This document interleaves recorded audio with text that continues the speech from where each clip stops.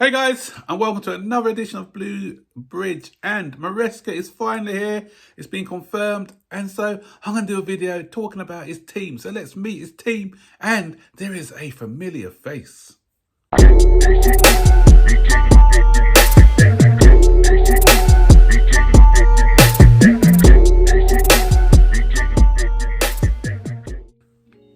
So it's been confirmed Maresca is the Chelsea manager on a 5+1 year contract. So the board and the owners are demonstrating some faith in him by giving him a long-term contract. I hope what they're doing is the right thing. I hope it doesn't come to bite us in the backside like previous managerial appointments, but let's not look at the negatives. Let's think positive. Let's think this guy's going to come in, change the way we play, and he's going to be the man to head up this project. So he gets my full backing as long as he's here, and as long as the results are here, he's going to get my full backing. So today's video, I did a lot about his tactics in my last video. So today I'm going to be talking about his team, his managerial staff, those who he's going to be taking along with him on this journey. And the first name will be known to you all. He's somebody who was at Chelsea for a couple of years as our reserve goalkeeper. And it's none other than Willy Caballero. Caballero is returning to Chelsea as the assistant manager. So he's, remember, Caballero, he was part of the 2021 Champions League winning squad, and it was him who was involved in that infamous bust-up with a manager who's got similar in style to Maresca Sarri. Remember, he was the one who was meant to be coming on in the cup final, in the League Cup final against Manchester City, his former club, when Kepa threw that strop. So I hope he's going to have a lot more influence with the players and don't allow anyone to pull off to act in the way that Kepa did. So he's 42 years old now, and he's going to be proven to be a key man in this managerial staff. And he's known for his I can never say this word, innovative, that's the word, innovative ideas. So let's see what he can bring to the table. And next up, the coach, Danny Walker. Danny Walker was with Maresca during his time at Manchester City when he was managing the under-20, he helped managing the under-23s. And what he brings to the table, he's known apparently as an individual coach, so he can improve players individually, and he's a good man manager by all accounts. So looking forward to see his work.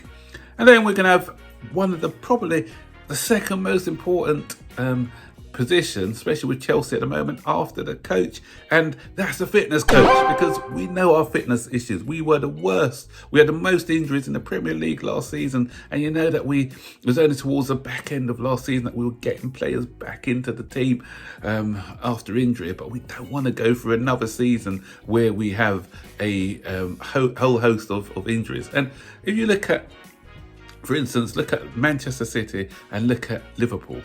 No, Arsenal, sorry, not Liverpool, because Liverpool had a few injuries and that upset their season. But the two who finished from 1 and 2, Man City and Arsenal. Arsenal hardly had any injuries. Obviously, you had Partey, who's always injured anyway, and Jesus a bit, and then we had the one that can't be helped, to Timber with his knee injury. And Man City, just odd injuries now and again. Kevin De Bruyne being the one out for the most, but as he's getting older, he's getting a little bit more injury prone. But apart from that, they don't really suffer loads of injuries at the same time. And so if we can get a fitness coach in who can help with that. And some people are saying it's a style of football as well, because if we're going to be this possession-based team and we're going to have it be having more of the ball in a controlled manner rather than playing this kind of chaotic football up and down, then it's going to be less strenuous on the players. So let's see. But he's set to work closely with our head of performance, Bryce Kavanagh. And so, so if he can improve our injury record, then to me, that's a job well done. And then next up, after that, we've got Javier Molina Caballero. And I don't think he's related to the other Caballero. He's just, it's a coincidence that they got the same surname. And he's going to be the analyst. So he joined Maresca's Leicester staff as a first team analyst over a year ago. And he's previously worked for illustrious clubs such as Atletico Madrid, Parma, and he also was with the Barcelona B teams. And he's seen as a crucial cog in the manager's staff and will work closely with the data department at Chelsea. Then next up, you have Michel de Benaradin. I think I've pronounced his name correctly. He's going to be the goalkeeping coach. And the way that Maresca likes his goalkeepers to play, he likes them to be sweeper keepers. So they're going to be part of the defence as well. So they've got to be good with their feet. And not only does he teach them, he also looks at the defence and tells them where to position themselves when receiving the ball from the goalkeeper. So it's not just goalkeeping coaches, it's all about how you set up from a goal kick as well. And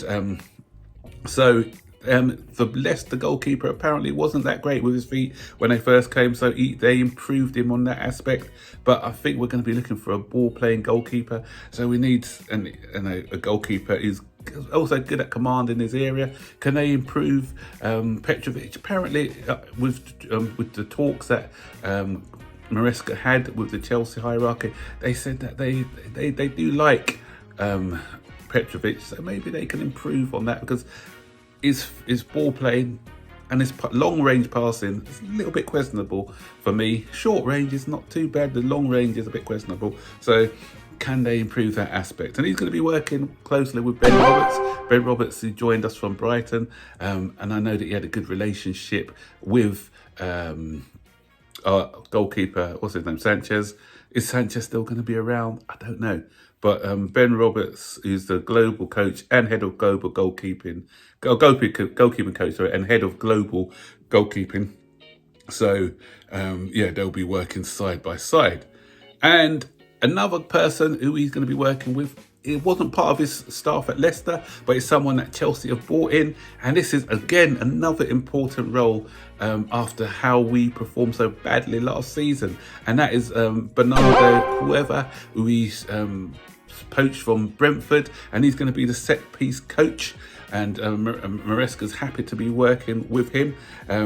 So he was planning to appoint a set-piece coach when he was at Leicester after their promotion. So he's going to be getting one of the best in class from we saw Brentford are elite at set plays. And so hopefully he can improve our set plays both ways, defending set plays where we conceded a lot, and attacking set plays where we didn't really score as much as we could do. We were near the bottom when it came to scoring from set plays. So he's coming in again. Hopefully we'll see a difference in what he can do with these players. But I always say as well, you can get the best set play coach in the world, but you still need some tall players as well. So if you can have players who are 5'10" and below against 6'5" giants, and they're good at set plays, the taller ones, 9 times out of 10, they're going to come out on top. So I think we need to look at our personnel as well when it comes to set plays. But then you don't want someone like a Cucurella, for instance, marking a Dan Burn. So that's going to be silly. And I think I did see something like that last season, which, something's glaringly wrong if that's happening. And as I said, it was.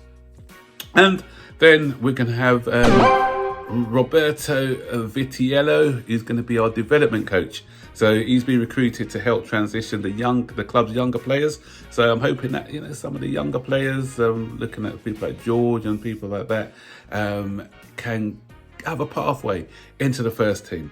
And Maresca does like working with young players as well. So I'm hoping that we still got some talented youngsters around in and about the squad. So hopefully they can be integrated into the first team, because we've got this situation where we've got the cup, the Conference Cup, and let's face it, some of the teams that we're going to be playing against are not at the high level. I think they're looking at the coefficient, and our coefficient is actually 3 times more than the Spanish club. Is it Betis? I can't remember the Spanish club, but it's 3 times more than the next best coefficient. So we're way ahead of the teams in that competition. So I'm hoping that we can blood some of the younger players, and this guy is going to be instrumental in getting them into the first team. So there you have it, guys. That is the makeup of Maresca's managerial staff. So what do you think, guys? Excited by this appointment still, or still got some reservations? Are you happy with all the staff that he's bringing along with him, or will time tell? So I'm saying time will tell. So ears open that this can work out for us. So guys, I will see you on the next video. Don't forget, smash that like button, subscribe to the channel. Take care. Bye bye.